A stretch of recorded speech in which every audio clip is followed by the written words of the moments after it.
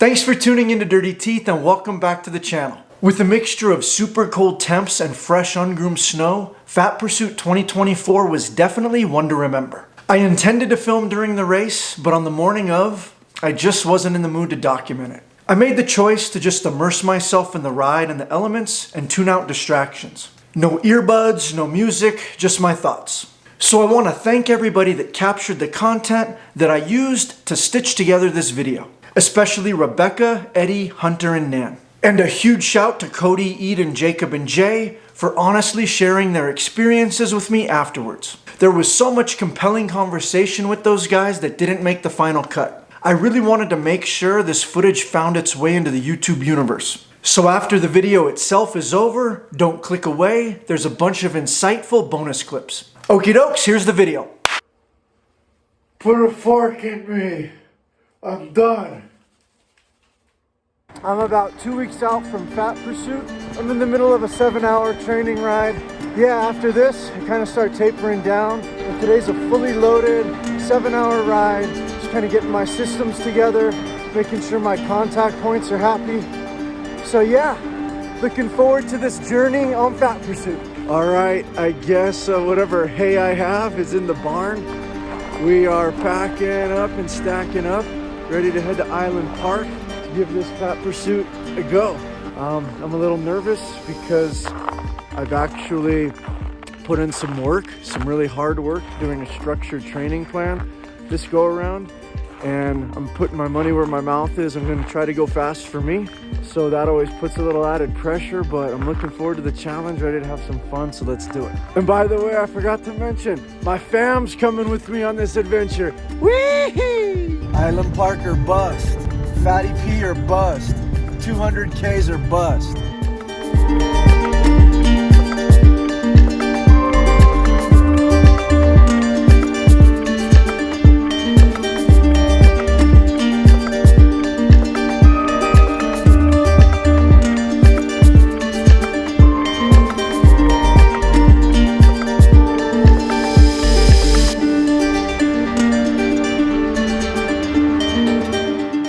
We're getting close to Island Park now. The vibe has changed. It's moody, it's gloomy, it's overcast, snowy, so yeah, gonna be fun.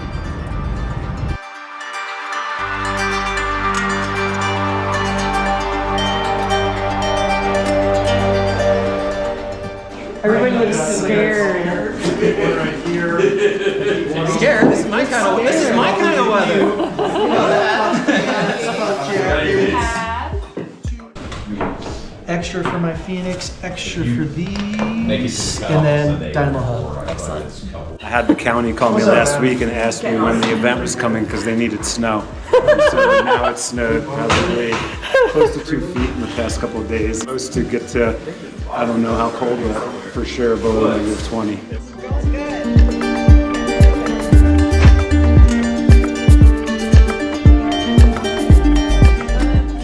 How do you feel about the weather report?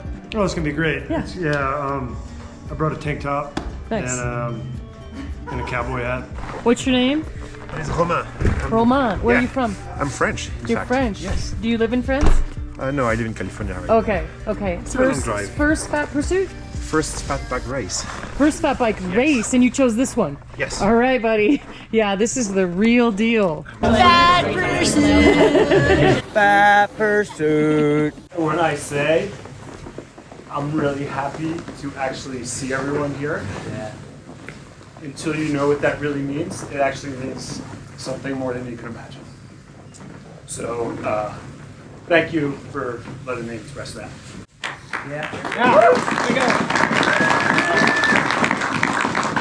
I'm okay, so don't continually ask me if I'm okay. Thank you. This event is about you guys, and that's why we're holding it. So I'll just leave that be. Welcome to the 11th year of Fat Pursuit, and this year we're going to turn it up to 11.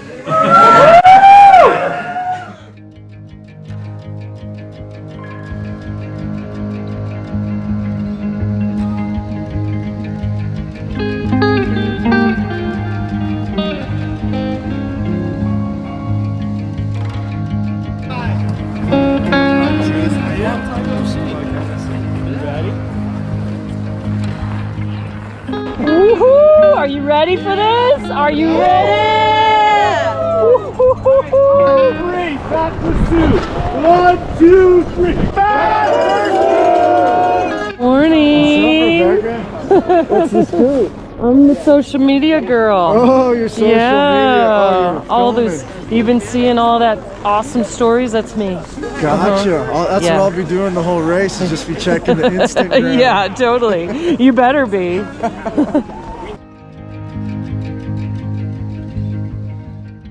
We're going to go ahead and do a neutral rollout, and I am going to lead that out. Here we go! You guys ready? Yeah! Let's go! Woo! Yeah, yeah, yeah! Almost ready to rip! Almost ready to rip! All right!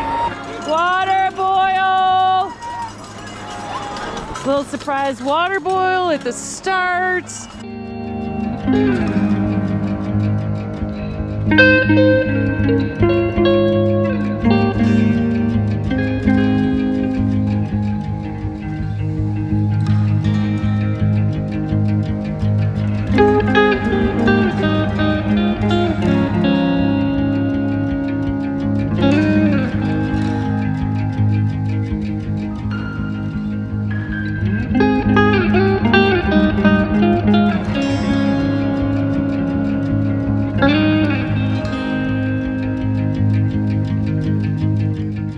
As I was pushing into that first night, I could just feel the toes on my right foot just getting colder and colder. And that was part of the reason that I made the decision to bivvy early, is because I was a little worried about frostbite on those toes, and I still ended up with some frostbite on those toes. I'm Cody Matz. I'm an adventure cyclist who just loves a good bike ride. I got 3rd place at the Fat Pursuit for cyclists, one of only 5 total participants to finish the race. I'm 20 years old. I'm a college student at Montana State University. What kept me going throughout this race was just the goal that I had set for myself to finish this race, because I knew there would be some riders that were going to be way stronger, had trained better than I had, but I wanted to see where my limits were and challenge my inner self rather than necessarily seeing how I placed compared to everybody else.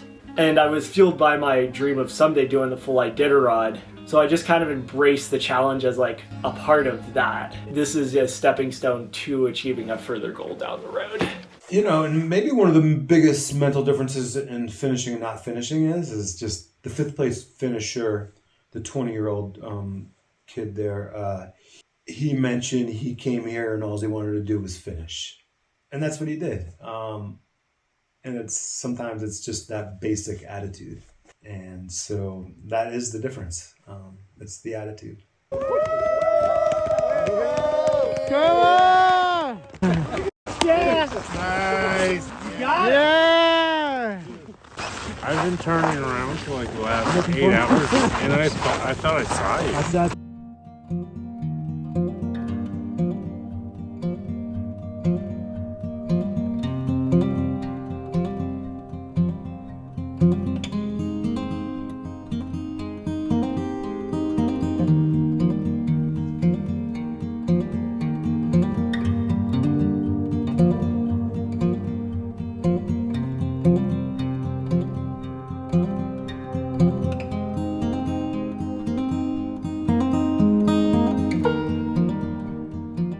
Okay, this is Thomas Miller. Tell us your thoughts on the weather.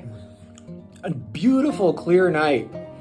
You could see for feet in front of you. That pattern in the snow, those boots, that tire track, it was awesome.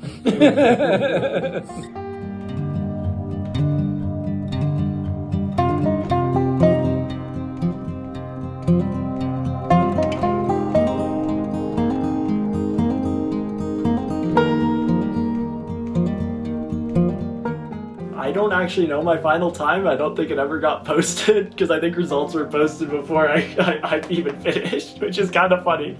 Everybody DNFs and then my time's just a line. It's like, all right, I guess, I don't know if that'll ever be updated or not. I'm not sure. I know I finished about 7 or 8 o'clock on Sunday night, so it must have been somewhere in the neighborhood of about 60 hours, but I wasn't really pedaling for a time. I was pedaling to cross the finish line, so I wasn't too concerned with that. Again, you got to keep it above 5% or else it'll freeze. We went with 8% this time, so. Whoa. 8%.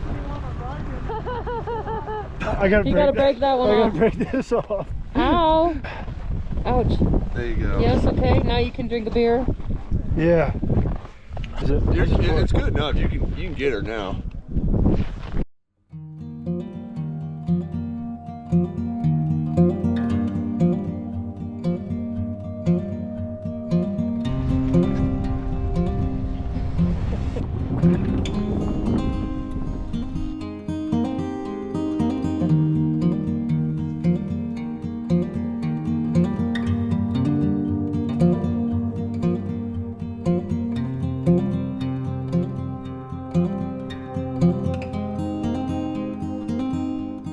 I just enjoy the fact that it doesn't really matter your age, it doesn't really matter your weight, it's just, it all comes down to like your grit and your ability to just keep on pushing through the night, yeah, just to keep going. Nice, you guys. Way to go, way to go. Yeah, buddy. Right on, right on. The best moment of the race for me was probably getting to the top of Two Top. It was super sunny. You could see for like miles. It was really pretty. And then the worst part was probably when I had my mechanical and I knew I was not going to be able to finish it.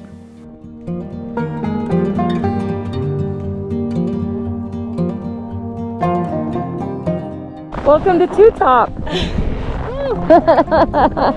First female. What? Yes. What? Yes. Yep.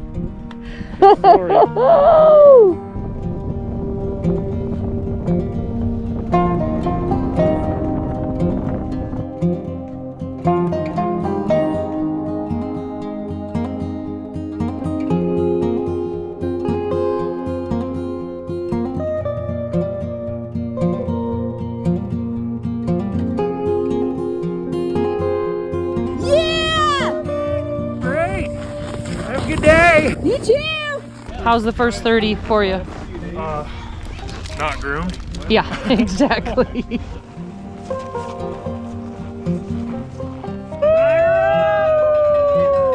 Welcome! How you Welcome to feeling? CP1.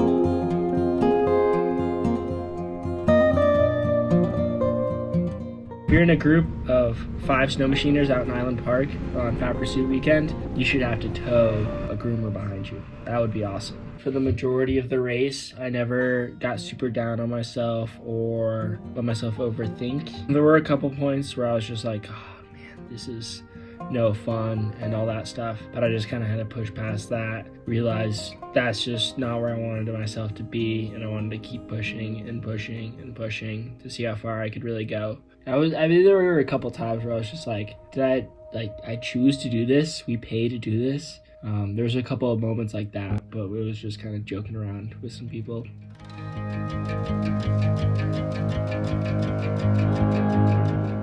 The mentality of slow-moving trail, especially for racers, it's hard to wrap their head around slower moving speeds or pushing the bike when you're expecting to ride. You know, there was the 4 leaders that scratched all together. That's like a group mindset almost. I don't know the conversations going in to Harriman all together. I imagine there were some words being said, I don't know.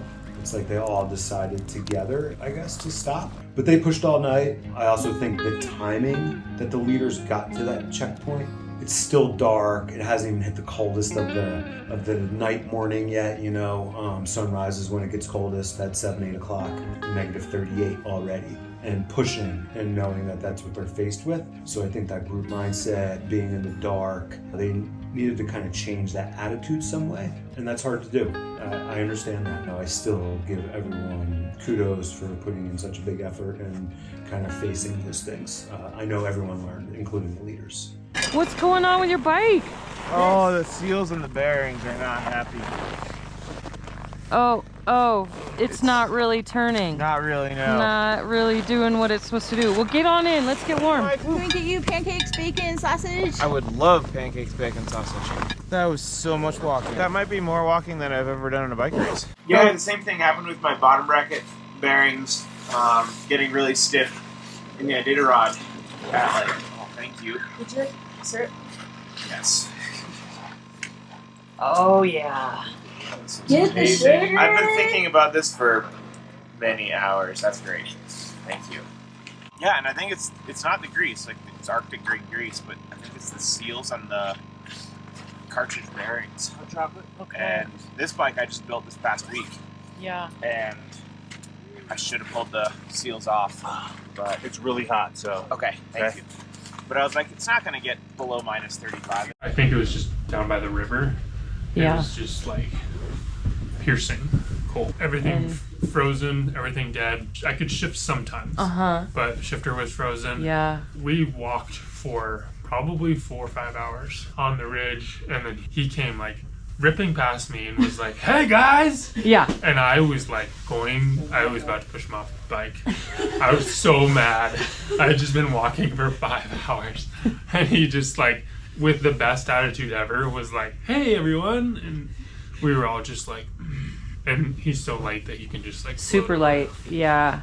I had just caught up with the lead group. We were going down one of the steeper descents. We had finally hit an area where a groomer had groomed. I had a couple minutes because I was able to float above the snow better than the heavier riders. So I decided to stop and air up so I would be able to ride faster on the harder packed snow. As I was unscrewing my pump, the valve core came out with the pump. I had to dig through my kit, find my pliers, and wrench the valve core out. And even just taking your hands out of the pogies at that temperature is like dangerous because -40 is pretty cold. After wrenching it out of the pump, I put it back in the valve and pumped up the tire, and I had messed up the thread slightly when I was getting it out with the pliers. It did not hold air like it used to, and air started seeping out, and by that time all of the leaders had gone past me and I was alone again. And at that point I was not ready to flip my bike upside down, take off the wheel, and then put in a whole new tube,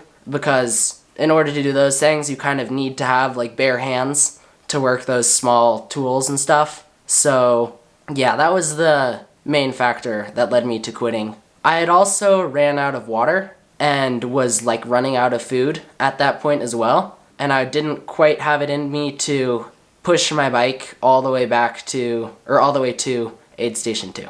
How many fat pursuits have you done?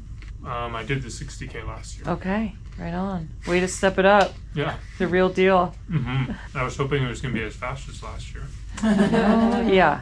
That's what I was telling these guys. I was like, had I would have brought the stuff, Yeah. I'd be like, all right. But I just need warmer socks. Underprepared. Well, and all of us have 0-degree bags, which is like would be a miserable night. Yeah, it would have been worse. Yeah, You just froze. Yeah, just keep moving. And off trail, the snow was deep.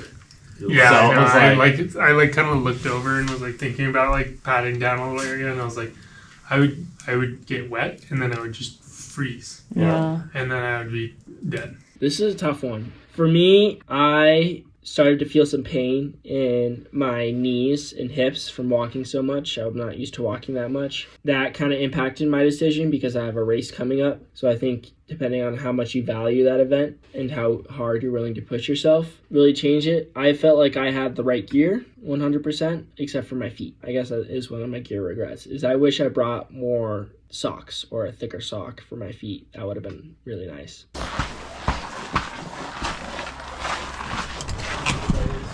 It's the best place in the entire Fat Pursuit. We've all spent a lot of time in here. I know you've been in here, Yeah, I've been in here. I've slept on the floor. I almost passed out on the toilet. We were like, because we're watching they're sleeping on the toilet. How you guys doing? Not bad. Yeah. Just chatting. You look pretty good. They're cutting the Harriman loop out. So that's the report. No Harriman. Is it just not? It's not cut coded. in? Yeah. It's not. Yeah, and it's like kind of pointless to make you walk your bike another Dude, 12 these- miles. So What are these big side by sides with the tracks?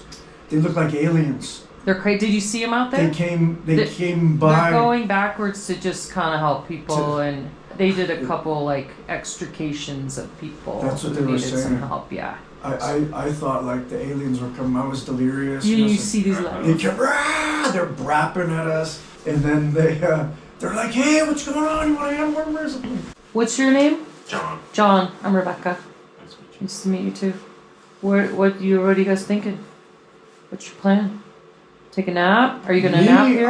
I'm done. I'm good. I had a good long ride Yeah. through the night. I've got the girls here. Yeah. They want to hang out today, so Yeah.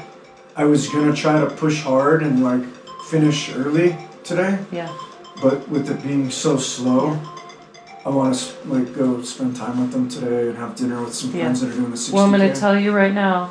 You boys are in first and second place. You're in first place. Right? What happened to Jacob and Kurt? I saw they're sitting at the thing. Or Yeah, what's- they all got here. Various things. One person's all electronics were done. Kurt's bottom bracket is basically seizing up. His bearings, and Wow. you know, kind of similar situation of like, oh, that's a lot of walking. It's gnarly.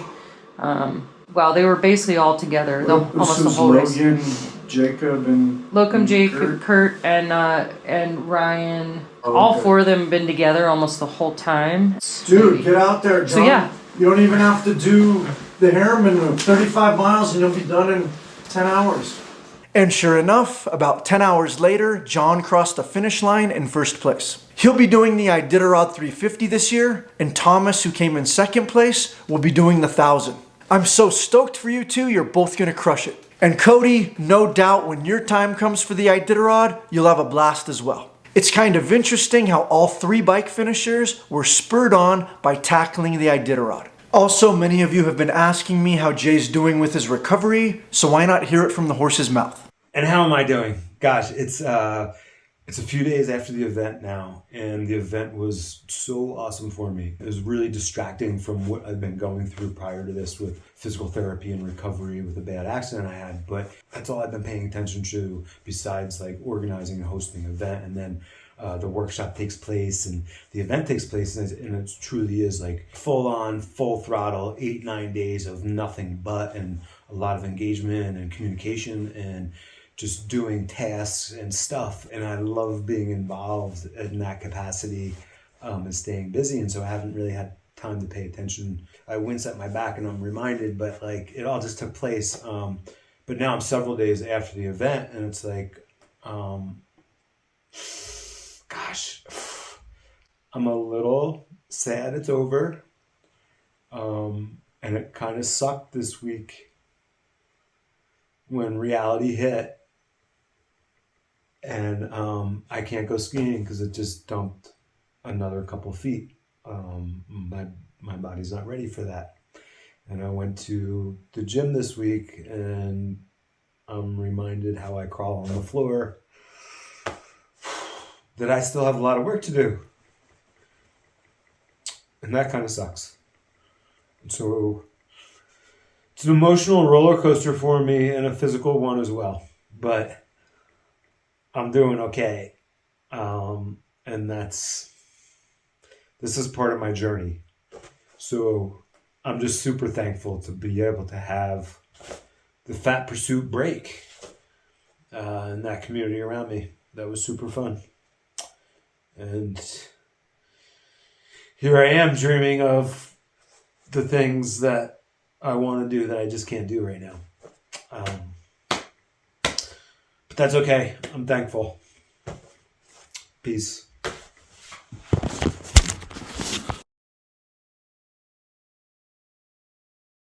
I love finishing an event like this because when you finish it and you finish with a group of people, anyone who finishes that type of event, the community you have afterwards to talk about these types of events is so cool. That's one of the main reasons I do these races, and that motivates me to keep doing more. And I think that's what I enjoyed most was honestly riding with people for such a long duration of time of this event. You just have conversations, you're chatting, you're breaking trail for each other, you're just going through it with one another, and that's super cool.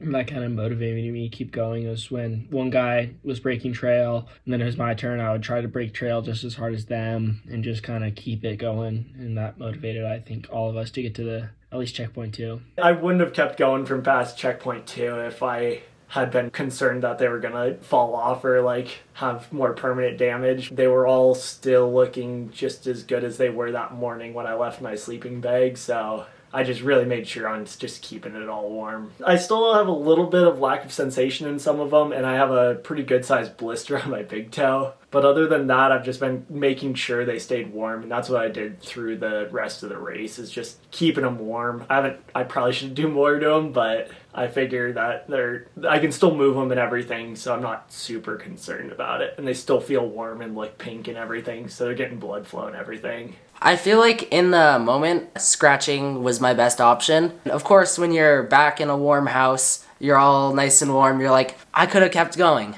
But in the moment, I feel like it was my best option. When I scratched, I rolled out my bivvy for a little bit. I probably stayed there for about an hour. I didn't necessarily sleep, just kind of like dozing a little bit. I honestly enjoy cold weather camping. Something about the frost around the sleeping bag and just the breathing in that freezing cold air while you're nice and toasty in your bag. I sleep really well in it, so I just decided to bivvy again twice, and that worked.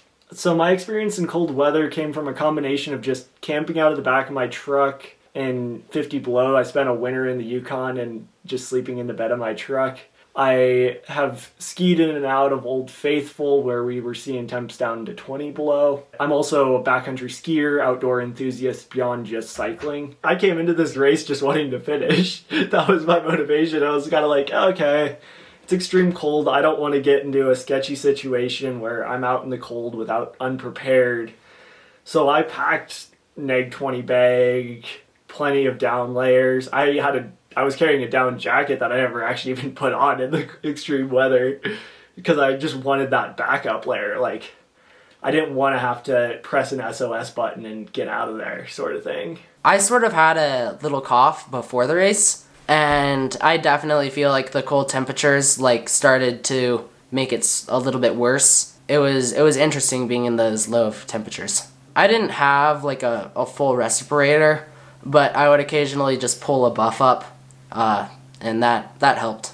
By using various balaclavas that I was carrying to make sure that the air right near my face remained relatively warm. And that you can see that in photos from the race. That's the balaclava right around where my mouth was ice free. And then it's everything else was just coated in ice. And I think that was valuable in not breathing in that it just immediately cold air is acting as kind of a buffer layer in what I was doing to keep myself from having any issues. I would definitely say I couldn't take as deep of a breath because I kind of felt some pain, I guess, in my lungs. But I also had a little bit of a cough going into this race, and that kind of affected some of my breathing, I believe. I did not end up wearing a face mask. I had a buff that I put up maybe once or twice, and I was pretty happy about that, but I kind of kept that around my neck to keep my neck warm. But overall, my breathing felt good, even when it got down to the super cold. One expectation that I had coming into this race was better trail conditions.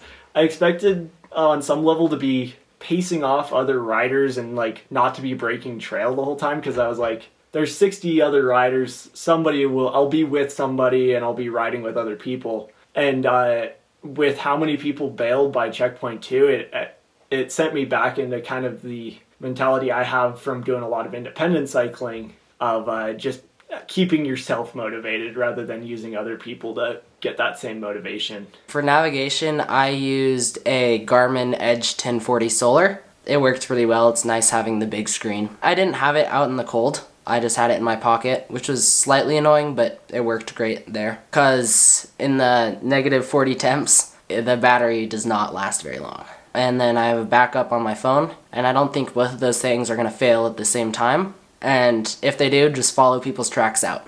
The group of guys I was riding with would probably all agree on this, is when we had been walking for 10 miles or so, and we make the turn, we think we're making progress, and then one of us comes up, Kurt, and he's like, I just looked at how far it is from the aid station. We're like, do we want to know? And he's just like, 17 miles. We're all like, oh. That was definitely a hard moment of the race for me. It was realizing that we had a lot more to go. It was a ridiculous amount of walking.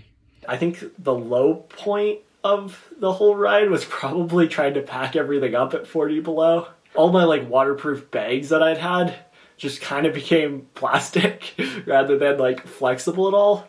And it just was like such a slow process trying to get everything back into place on the bike while it's freezing cold. And it was honestly a little miserable, but it was just like, I realized if I want to do more events like this or cold weather stuff, is like, there's certain materials that I need to look for in my like bike packing bags and stuff in order for it to work really well. I use the bathroom very quick. I don't want to be out there that long. So anything I was doing or any skin I was exposing was very quick. I think that answers that. Do I regret scratching or have any other regrets?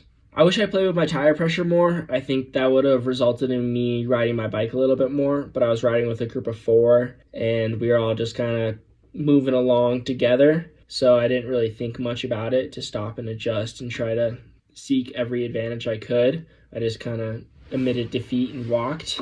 But overall, I felt super good during the race. My nutrition, my hydration was good. I think just the motivation of riding in the cold really got to me and knowing what was coming up. That was probably the biggest factor, is knowing what was coming up. If it was a new trail, I might have convinced myself to keep going, but I had ridden that trail before and it wasn't groomed. It wasn't going to get any better. And I just kind of psyched myself out and was like, I'm out. I don't want to walk my bike for another 50 miles. So ultimately, those were the factors that led to me pulling the plug after 20-something hours on the bike. At checkpoint 2, I was just like, I can't do it anymore. I know what's coming up. I'm pretty exhausted. I'm pretty beat. That was my first big scratch, actually, from a race of this type. So that was pretty big for me, but I think I made the right decision, especially if I wanted to be in good shape for my upcoming races. I ran with the 45 North Van Helga tires, 4 inches wide, 27.5. They worked really well. They're slightly beefier, so they were able to stick into the snow a little bit better than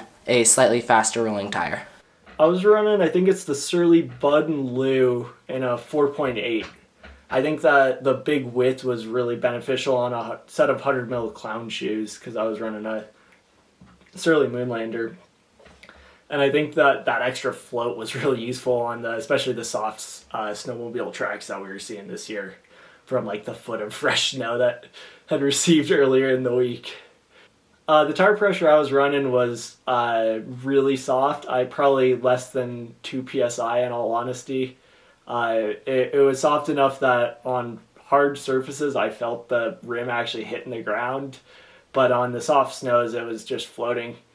Throughout the whole ride I just kept letting air out because I kept ending up on softer surfaces as less and less people had ridden on what I was biking on. I didn't carry a tire gauge, but I'm guessing that I ran 2 PSI in the soft snow and around 10 in the firmer snow. I just used wolf tooth chain lube and it worked great for the race. On my sleep kit, I had, just a Gore-Tex bivy. Under that, I had my Big Agnes Starfire 0 degree bag, and my pad, it was just a foam roll-up one. I was debating bringing a pump-up pad, but I didn't really want to have to deal with pumping it up in the cold weather. The main layers were, I had a windbreaker, and I'd take that on and off, and under that I had sort of a Nordic jacket, and I never really took that off, but I'd unzip it and zip it up depending on the weather. My clothing setup worked super well. I brought a lot of pretty light layers, I would say. I brought the required puffy jacket, and then I also brought kind of a thicker insulated wind shell, as well as a super thin one, and then some arm warmers, and my base jacket and a base layer. And all those stacked on top of each other worked super well. I actually never got out my giant insulated jacket, which I was super happy about. That's kind of a last line of defense for me if it was super, super cold or I sweat out all my other layers. I would have put that on, but I never had to use it, which I was pretty stoked on. I would say I layered up mostly. So at the start of the race, I wore some warmer clothing and I pushed pretty hard, and then I kind of warmed up. And then once I started climbing up the longest climb of the race, I took some layers off. It started to get warm. It was also the warmest part of the day. And then once evening rolled in is when I started to get cold, and I put one layer on and then another and then another. And then I kind of stayed right there for a while, and that was perfect for me. I used the 45 North Wolfgar, I believe is their name, and I choose that because it's a good boot, and I'm able to still clip into my bike and stuff, and I have clipless pedals, as well as it's super comfortable while walking, surprisingly. I used the 45 North Wolfhammer boots. In between the liner and the boot, I had a turkey roasting bag as a vapor barrier, and then I had 2 pairs of socks with another turkey roasting bag separating those as another vapor barrier. I had a pretty good cycle with the people I was riding with. We would each take about 5 to 8 minute pulls of us walking. There's 4 of us, so one person would walk and then wait, and we were all behind them. They would break trail, they'd pull off, they'd hop in behind us, and we would just kind of do a little cycle like that. And then once we got through a cycle of all of us, we would stop maybe as a group for a second and just kind of like, woo, how's everybody doing? We were chatting the whole time and stuff. It was really nice. And then at the checkpoint 1, I did a pretty fast turnaround. I filled all my water. I got a bite to eat. I got my drop bag, loaded that while I was eating, trying to do as many things as I could at once, and then moved out. I didn't rest a whole lot, I would say. I would say my longest rest was maybe 10 minutes, and that was probably at checkpoint 1. Everything else was pretty short because if you weren't moving, you got cold. I probably rested about every hour and just for a couple minutes to be able to fully stop and take down some water and food. And I also had a reminder on my Garmin every 20 minutes to eat and drink. I rested quite a bit because I bivvied twice during the whole race. And I think, the only one who bivvied twice that finished.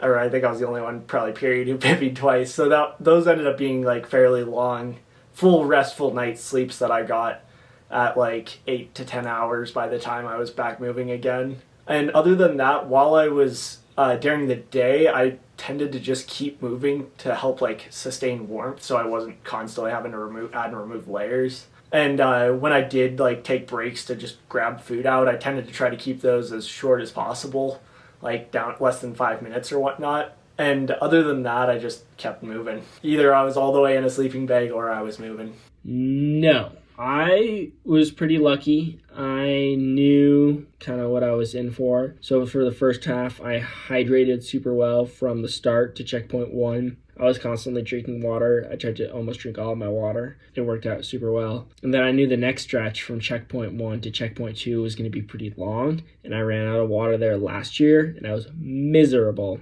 2 of the guys I was with this year did run out of water, and they were also miserable.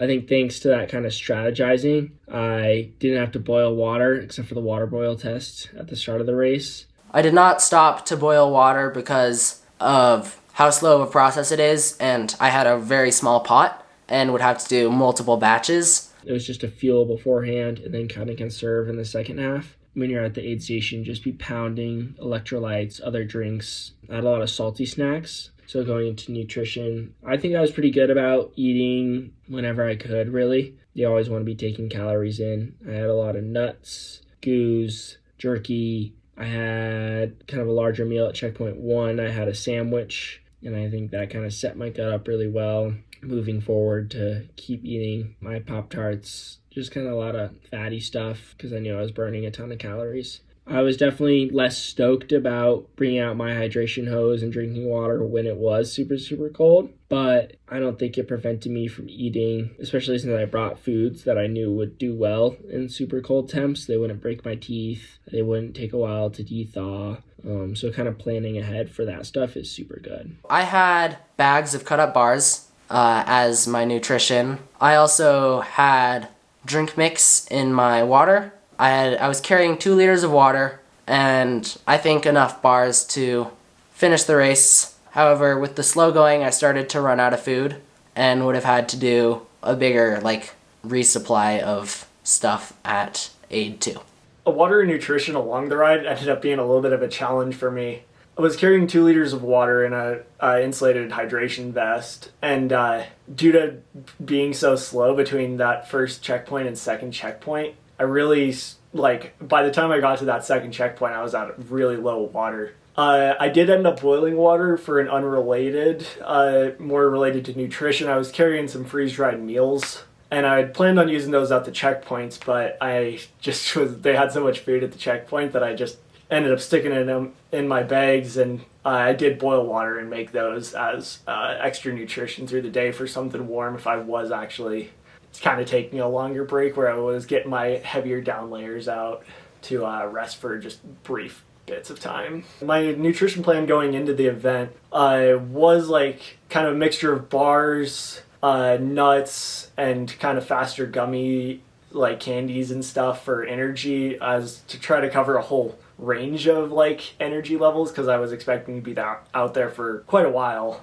It ended up kind of backfiring a little bit, as the bars that I'd used for backcountry skiing and other cold weather applications didn't really, when it did get that cold, it still became rock solid, which I didn't expect because I'd used them in cold weather before. So that backfired a little bit, and I ended up eating just a lot more gummies and little stuff that I could actually defrost in my mouth in those extreme colds. So it was a lot of just nuts and little gummies to eat while I was riding. The cold weather did impact my fueling plan, because a lot of the food that I was carrying I just physically couldn't eat, because I noticed that I think somewhere probably around 0 or whatnot, a lot of the fats that I'd been kind of carrying that have a little more sustain just had become too solidified. I was using, I think there's coconut oil and peanut butter and stuff, and that just became too rigid at those cold temperatures. So that's one thing that if I were to do this race or these cold weather events again, I would want to do a little more testing beforehand to see how frozen stuff actually would get at those cold weather temperatures. When I had my mechanical, I got a little bit worried because I really wanted to make it to aid 2 where I'd be warm and be able to kind of collect my thoughts and stuff and eat a lot of pancakes and bacon. But yeah, other than that, I felt pretty good and calm the whole race. Because when I decided I was gonna set up my bivvy, I knew that my bivvy would be warm. My toes were getting pretty cold at that point because I just had the 45 North Wolf hammers, not the ultra cold ones. So my feet were definitely getting cold, but I knew that my bivvy would be warm and I would survive. Those low points are all a part of that whole challenge that I set myself. And I used that as kind of just I chose to be here. I was looking forward to this for months before when I signed this up. And I just was I just know that I'm going to grow out of it. And I look for all the different stuff that I can change. I just keep my mind focused on what's working, what's not working, what could I do differently if that's uncomfortable. And I just focused on maintaining my personal comfort, making sure I was staying warm, making sure that I was staying as fueled and hydrated as I should be. And I think that just being kind of excited to be there almost, even though it is absolutely miserable, kind of allowed me to keep that positive spirit and just looking for the positives in the negative experience that I was having at 40 below. I don't know, that's probably a masochistic opinion to have on this whole event. So I listen to a lot of music and podcasts, and that helps a lot. And then also just being in a group of people and talking, that also lifts your spirits a lot. Most of the time I was in a group. There were a couple of times I was bouncing between groups, but yeah.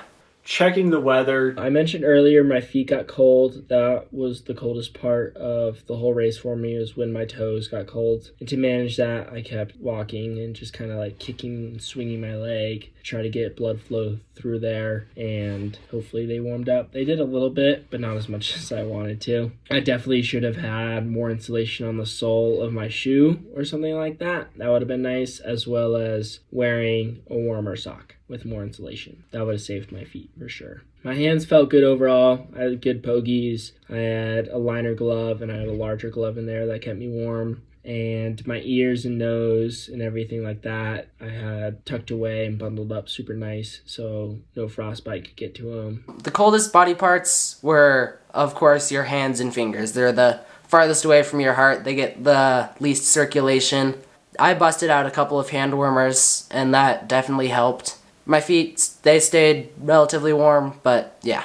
Being knowledgeable of what the low actually is going to be, and like, it's important to kind of work down towards these temperatures as they get extreme cold and just come in being prepared.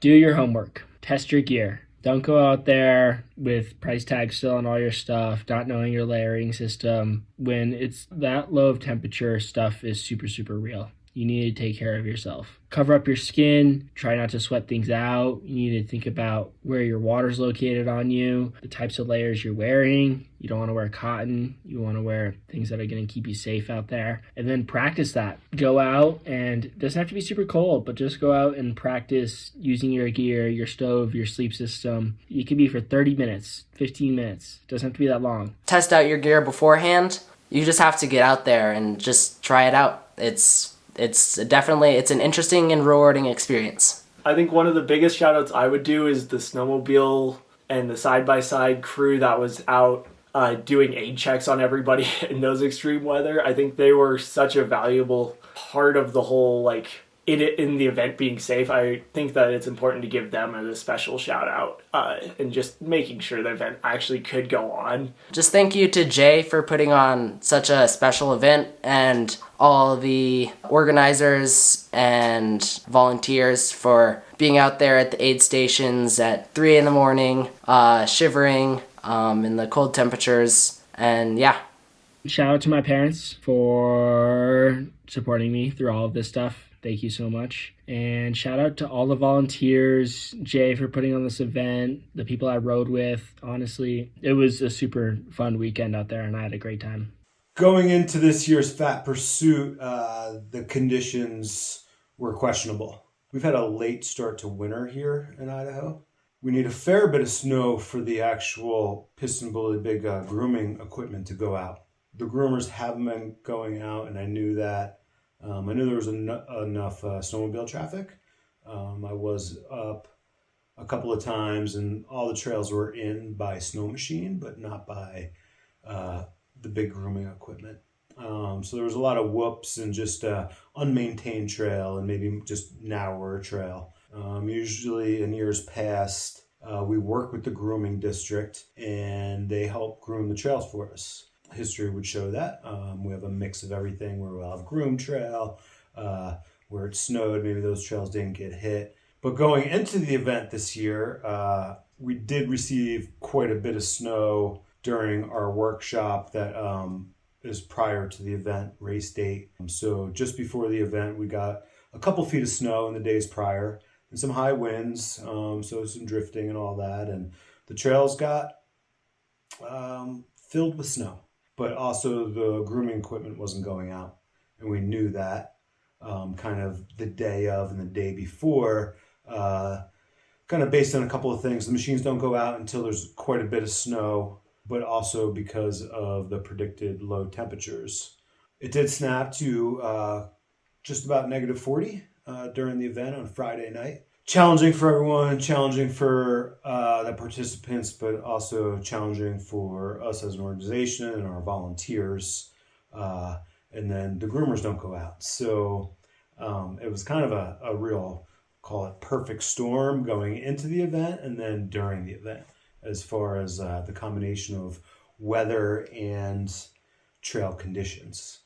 Years prior, we'd get some weather, but we've learned how to deal with trail conditions with our own personal grooming equipment, and then also working with the county to have the big machines out there. This year could have been possibly the most challenging as far as just trail conditions. Even in the early years, we've had a few that have been kind of the push-a-thons, and that's for bikes. It doesn't matter too much to skiers and walkers, runners. The conditions are what they are, and they're used to that. But the riders are expecting better conditions and not always just kind of using a different mode of transportation, such as walking next to their bikes. So that mindset definitely plays in on people's decisions, and it's hard to get excited. And I understand when someone just thinks it's going to be mile after mile of pushing, but you never know until you're actually at a junction and maybe things change.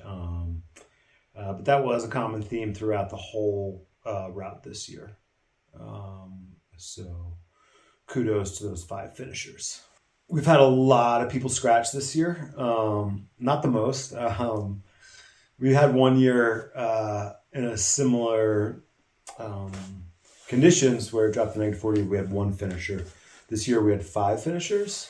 And we've had the most as well start the event this year. Our event doesn't, we don't require a resume. We're going to take on people that don't have experience and have them put themselves out in extreme conditions and extreme temperatures. So there's going to be some of that just from an experience side of things. We don't sugarcoat what goes on here, so people should be expecting the worst. Although when it does happen, it has a different effect. There is a skill level involved to getting through extreme cold, protecting your skin and just the moisture management. And then for the people that need to sleep out, and we're sleeping out and bivvying for the first time, I think there's also an anxiety that comes along with that for the first time, and some nervousness, and wow, I'm out here and the reality of it all, and then doing it. It's hard, but I believe people need an opportunity to gain that experience somewhere. So we take anybody,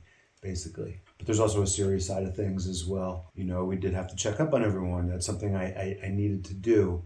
Checking on 50 people sleeping in the backcountry is no easy task, because we know that what can go wrong and how things snowball. We did have to save a few people or just pull them out. And that's not anything we like to do with our resources, especially if you can get out on your own. But these are all things that I'm comfortable with, that we take responsibility for as an organization. They're, again, unique event, unique organization, and what we do to kind of keep people safe as we can. You need to sleep outside to be successful here. Maybe that's strong. A few people can get by without sleeping and doing our route. It sets you up for success if you do sleep for a few hours that first night. This is kind of by design as well, because I want people to use their equipment. By design, I'm forcing people to sleep outside. So if you don't have the proper equipment, it's going to be more challenging, and you're not going to do it, and then you have to push all night. And then you're burning matches. If you made it all the way here, please give this video a like. And if you're not subscribed to the channel, please consider doing so and hit the notification bell. Share this video with your friends and on Facebook. And I'll catch you on the next one. Until next time, ride bikes, give back, pay it forward. Thanks so much for squeezing dirty teeth into your busy schedule. Please help us reach more people and ensure you receive new videos by giving this video a like, subscribing to the channel, and clicking the notification bell. Until next time, ride bikes, give back, pay it forward.